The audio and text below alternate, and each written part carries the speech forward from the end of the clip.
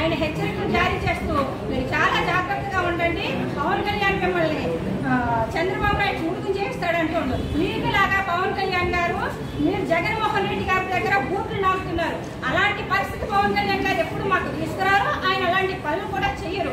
మా అధ్యక్షుల నిర్ణయం మేమెవరితో పొత్తుతో పెట్టుకుంటామో, మేమెవరితో ఉంటామో అవన్నీ డిసైడ్ చేయడానికి వేరే పార్టీ మీరెక్కడ సరిపోతారు. సింగిల్ గా వస్తుంది అంటే ఆ రాష్ట్రం అభివృద్ధి దిశగా పరుగులు పెట్టాలి కదా. ఇవాళ ఇంత దారుణంగా ఎందుకు అయిపోయింది ఆంధ్రప్రదేశ్, అప్పులు ఆంధ్రప్రదేశ్ ఎందుకు అయిపోయింది?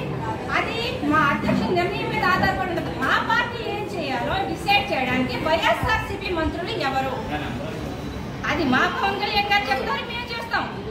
అంతే తప్ప మీ ఉచిత సలహాలు మాకు అవసరం లేదని మీరు ఇటువరకు కాపు సామాజిక వర్గం మీద తాగుబోతులంటూ, తిరుగుబోతులంటూ, రౌడీలంటూ ముద్రలు వేసి మీరు ప్రెస్ మీట్లో ఎలాంటి ఇంటర్వ్యూలో మాట్లాడారో అంబటి రాంబాబు గారి గురించి కాపు సామాజిక వర్గం వ్యక్తులు అందరికీ తెలుసు. మీరు కొత్తగా కాపు సామాజిక వర్గాన్ని ఉద్ధరించేది ఏం లేదు.